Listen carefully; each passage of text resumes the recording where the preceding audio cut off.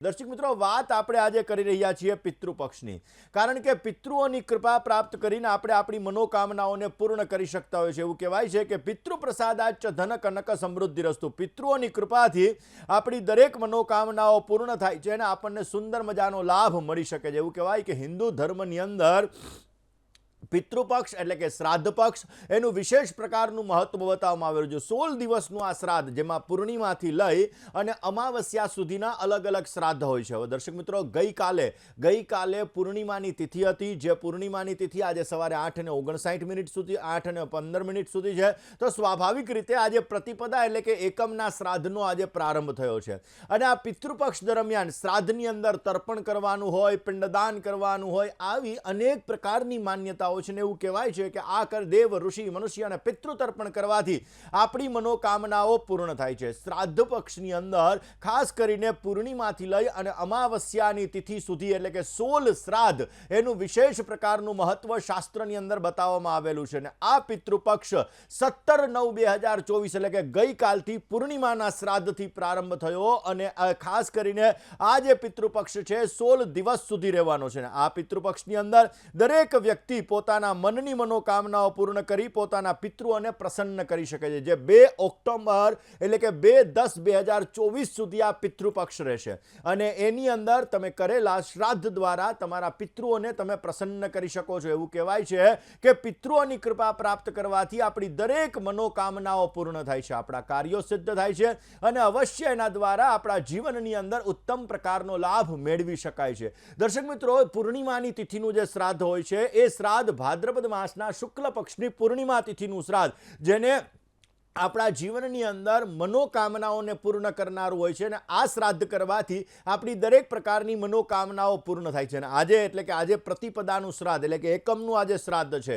એવું કહેવાય કે એકમનું શ્રાદ્ધ કરવાથી જે લોકોનું મૃત્યુ એકમના દિવસે થયું હોય એ લોકોનું એકમનું શ્રાદ્ધ કરવામાં આવે છે. અને આ પ્રતિપદાનું શ્રાદ્ધ કરવાથી મામા પક્ષ કે એની અંદર કોઈ પણ વ્યક્તિ શ્રાદ્ધ કરવા વાળું ન હોય તો આ પ્રતિપદાના દિવસે જો શ્રાદ્ધ કરવામાં આવે તો અવશ્ય તમને સારો લાભ મળી શકે છે, મામા પક્ષના આશીર્વાદ પ્રાપ્ત થઈ શકે છે. અને ખાસ કરીને એના દ્વારા જો તમે શ્રાદ્ધ કરો, તમારા મામા પક્ષની અંદર કોઈ વ્યક્તિ શ્રાદ્ધ કરવા વાળું નથી અથવા તમને એની તિથિ યાદ નથી અને જો આજના દિવસે શ્રાદ્ધ કરવામાં આવે તો પ્રતિપદાનું શ્રાદ્ધ એ સવિશેષ માત્રામાં લાભ આપે છે. એવું કહેવાય કે પિતૃઓની કૃપા દરેક વ્યક્તિના જીવનની અંદર મનોકામનાઓને પૂર્ણ કરે છે. દર્શક મિત્રો, દ્વિતીયા એટલે કે બીજનું જે શ્રાદ્ધ હોય છે, આ બીજનું શ્રાદ્ધ હંમેશાને માટે જેનું બીજનું મૃત્યુ થયું હોય એ દિવસે બીજનું શ્રાદ્ધ કરાય. પિતૃઓની કૃપા પ્રાપ્ત કરવા માટે બીજનું શ્રાદ્ધ, ત્રીજનું શ્રાદ્ધ, આ બધા શ્રાદ્ધો ઉત્તમ પ્રકારના માનવામાં આવે છે. દર્શક મિત્રો, પાંચમનું જે શ્રાદ્ધ હોય, જે લોકોના લગ્ન નથી થયા આવા લોકો માટે 5મી તિથિનું શ્રાદ્ધ કરવામાં આવે છે. એટલે કે જે લોકોના લગ્ન નથી થયા અને એનું મૃત્યુ છે તો 5મી તિથિનું શ્રાદ્ધ કરવાથી સવિશેષ માત્રામાં લાભ મળી શકે. આમ તો શ્રાદ્ધની અંદર ખાસ કરીને ગાયને ભોજન કરાવવું, ત્યારબાદ અલગ અલગ એટલે કે 4 પ્રકારની વસ્તુઓ તમારે અલગ અલગ કાઢવી જોઈએ. ભોજનનો જે પ્રસાદ છે, ભોજન છે, એ તમારે બ્રાહ્મણોને ભોજન કરાવવું જોઈએ, ગાયને ભોજન કરાવવું જોઈએ, શ્વાનને ભોજન કરાવવું જોઈએ, કાગને ભોજન કરાવવું જોઈએ. આવી રીતે અલગ અલગ તમે ભોજન કરાવો તો અવશ્ય, કારણ કે આપણું શરીર 5 તત્વથી બનેલું છે અને આ 5 તત્વને બેલેન્સ કરવા માટે જ્યારે માણસનું મૃત્યુ થઈ જાય તો એ મૃત્યુ થયા બાદ એ 5 તત્વને બેલેન્સ કરવા માટે શ્રાદ્ધ કર્મ એ સવિશેષ માત્રામાં લાભ આપે છે. એટલા માટે જ્યારે આપણે જલ તત્વ દ્વારા તર્પણ કરીએ છીએ તો પિતૃઓની તૃપ્તિ થાય છે, જેની અંદર દેવ તર્પણ આવે છે, ઋષિ તર્પણ આવે છે, મનુષ્ય તર્પણ આવે છે અને પિતૃ તર્પણ આવે છે. દર્શક મિત્રો, જે લોકોની ખાસ કરીને મૃત્યુ અલગ અલગ જગ્યાએ થઈ હોય એટલે કે ક્યાંક ને ક્યાંક જોવા જઈએ તો મૃત્યુ તિથિની અંદર તમને જ્ઞાત નથી, ઘણી બધી બહેનોના મૃત્યુ થયા હોય તો એની મૃત્યુની તિથિ એને યાદ નથી તો 9મીના દિવસે એનું શ્રાદ્ધ કરવામાં આવે. 9મીનું શ્રાદ્ધ જે બહેનોની તિથિ યાદ નથી માતા શ્રાદ્ધ કહેવામાં આવે. અને એટલા માટે જો 9મી તિથિના દિવસે જે બહેનોની તિથિ યાદ નથી અથવા બહેનોના મૃત્યુ થયા છે તો 9મી તિથિના દિવસે શ્રાદ્ધ કરવાથી અવશ્ય સારો લાભ મળતો. જાણે 10મીનું શ્રાદ્ધ એને મહાલય શ્રાદ્ધ તરીકે ઓળખવામાં આવે છે. જે વ્યક્તિના જીવનની અંદર મહાલય શ્રાદ્ધ કરવામાં આવે તો પિતૃઓની અનન્ય કૃપા પ્રાપ્ત થાય છે અને અવશ્ય એના દ્વારા સારો એવો લાભ મળી શકે છે. જેના પિતાએ સંન્યાસ લીધેલો હોય અને તો 12 શ્રાદ્ધ એના માટે કરવું જોઈએ. દ્વાદશીનું શ્રાદ્ધ કરવાથી અવશ્ય સંન્યાસીનું શ્રાદ્ધ કહેવામાં આવે છે, ને એ સંન્યાસીનું શ્રાદ્ધ કરવાથી અવશ્ય એના દ્વારા દરેક પ્રકારના કાર્યો સિદ્ધ થાય છે. અને ચતુર્દશીનું શ્રાદ્ધ, જેણે વિષપાન કરેલું છે એટલે કે ઝેર પીધેલું છે, જેનો શસ્ત્ર દ્વારા આઘાત થયો છે, જેનું એક્સિડન્ટની અંદર મૃત્યુ થયું છે, જે લોકોના આગની અંદર બળવાથી મૃત્યુ થયા છે, એના માટે ચતુર્દશી તિથિનું શ્રાદ્ધ કરવામાં આવે છે. જે પાણીમાં ડૂબી અને પણ ગુજરી ગયા હોય તો એના માટે 14નું શ્રાદ્ધ સવિશેષ મહત્વ ધરાવે છે. અને આ 14નું શ્રાદ્ધ કરવાથી આપણા દરેક પ્રકારના કાર્યો સિદ્ધ થાય. ને એના પછી આવે છે સર્વ પિતૃ અમાવસ્યા. દરેક પ્રકારના પિતૃઓની મોક્ષ ગતિને પ્રાપ્ત કરવા માટે સર્વ પિતૃ અમાવસ્યાના દિવસે પણ તમે શ્રાદ્ધ કરી શકો છો. હવે દર્શક મિત્રો, શ્રાદ્ધનું શું છે મહત્વ? ખાસ કરીને શ્રાદ્ધની અંદર પિંડદાન શું કામે કરવામાં આવે છે? શ્રાદ્ધમાં તર્પણ શું કામે કરવામાં આવે છે? શ્રાદ્ધની અંદર આ બધી વસ્તુઓ કરવાથી કેવી રીતે તમારા પિતૃઓ પ્રસન્ન થાય છે? આ દરેક વિષય ઉપર આપણે વાત કરવી છે, પરંતુ વાત મેષ રાશિની કરીએ. મેષ રાશિ કે જેના અક્ષર છે અલય, જેનો સ્વામી બને છે મંગળ મહારાજ. મેષ રાશિવાળા જાતકો માટે કામકાજની અંદર આજે તમારે પ્રસન્નતા જળવાઈ રહેતી જણાશે. આજે સ્નેહીજનોના સંપર્કથી તમને સારી હૂંફ મળી શકે અને વ્યવસાયની અંદર કામકાજમાં વૃદ્ધિનું પ્રમાણ તમને જોવા મળી શકશે. પરિવારની અંદર સુખ સાધનોની અંદર વધારો થતો જણાય. આજના દિવસની અંદર પોઝિટિવ રિઝલ્ટ પ્રાપ્ત કરવા માટે, સારો ફાયદો પ્રાપ્ત કરવા માટે મેષ રાશિવાળા જાતકોએ ભગવાન વિષ્ણુના મંત્રના જપ અવશ્ય કરવા જોઈએ. ભગવાન વિષ્ણુના મંત્રના જપ કરવાથી તમને પોઝિટિવ રિઝલ્ટ મળી શકશે. વાત કરીએ વૃષભ રાશિની. વૃષભ રાશિ કે જેના અક્ષર છે બહુ, જેનો સ્વામી બને છે શુક્ર મહારાજ.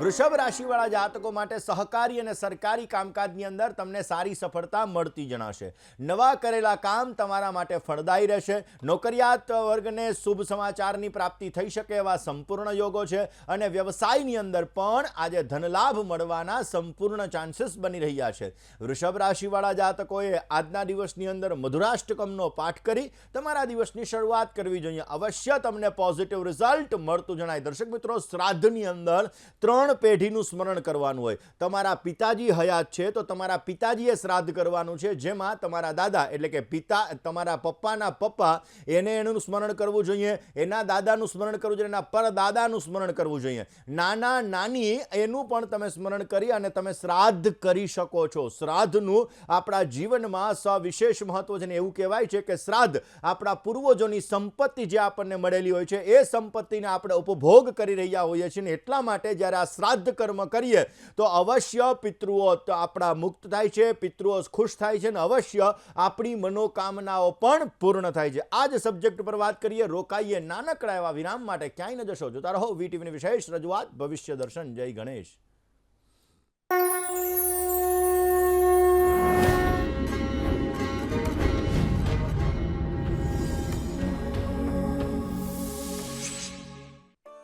સોનું માત્ર ઘરેણાં નથી હોતું. ક્યારેક વારસાગત ઓળખ, તો ક્યારેક મીઠી યાદ હોય છે. જીવનમાં આગળ વધવા માટે આજ સોના સામે ગોલ્ડ લોન લેવાનો નિર્ણય સમજદારી ભર્યો હોય છે. મુથુટ ફાઇનાન્સ આ વાત સમજે છે.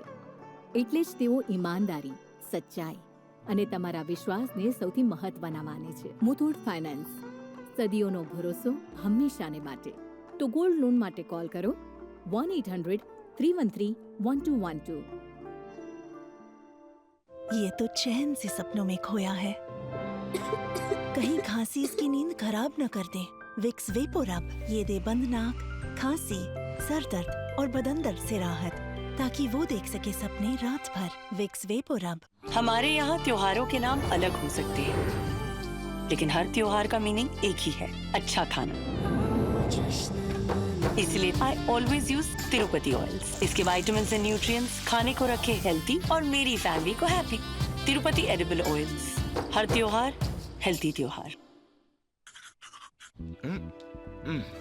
રોહિત થઈ ગયા આઉટ. એટલે આ સીધા બ્રિસલ્સને છુપાયેલા જર્મ સુધી પહોંચવામાં મુશ્કેલી થાય છે. આલો ઓઇલ બી ક્રિસ ક્રોસ સેન્સિટિવ. આના ક્રિસ ક્રોસ એક્સ્ટ્રા સોફ્ટ બ્રિસલ્સ દરેક કોના સુધી જાય છે અને સીધા બ્રિસલ્સની તુલનામાં નરમાશથી જર્મ્સને હટાવે છે. ઓરલ બી અપનાવો. જર્મ્સના છક્કા છોડાવો. કચરામાંથી કંચન આ કથનને આપણે પણ સાકાર કરી અને પર્યાવરણની જાળવણીમાં આપણું યોગદાન આપી શકીએ છીએ. આપણા ઘરમાંથી નીકળતા રોજબરોજના કચરામાંથી પ્રાકૃતિક કચરાને કુદરતી ખાતરમાં બદલી અને આપણા પ્લાન્ટ અને ઘર આંગણે ઉગાડાતા શાકભાજીમાં ખાતર તરીકે એનો ઉપયોગ કરી એનો યોગ્ય વપરાશ કરી શકીએ છીએ. તો ઘરમાં થતા કચરાનું સૂકા અને ભીના કચરામાં વર્ગીકરણ કરી અને ભીના કચરાનું ખાતર બનાવી સ્વચ્છ ગુજરાતના સંકલ્પને સાકાર કરીએ. સ્વચ્છતા હી સેવા, સ્વભાવથી સંસ્કાર સુધી.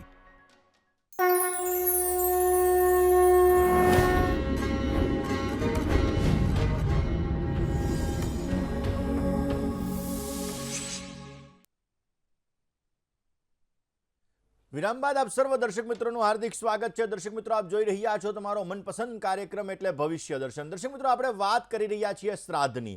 અલગ અલગ તિથિએ અલગ અલગ શ્રાદ્ધ કરવાના હોય છે ને એ શ્રાદ્ધનું સવિશેષ માત્રામાં મહત્વ છે. દર્શક મિત્રો, 17 તારીખે ખાસ કરીને સવારના પોરમાં એટલે કે 11 વાગ્યા પછી જે પૂર્ણિમા તિથિનો પ્રારંભ થયો એટલે પૂર્ણિમાનું શ્રાદ્ધ એ દિવસે હતું.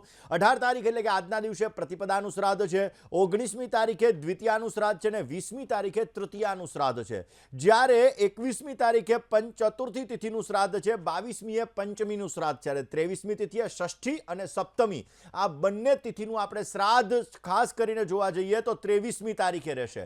ત્યારબાદ 24મી તારીખે અષ્ટમીનું શ્રાદ્ધ છે. 25મીએ નવમીનું શ્રાદ્ધ છે.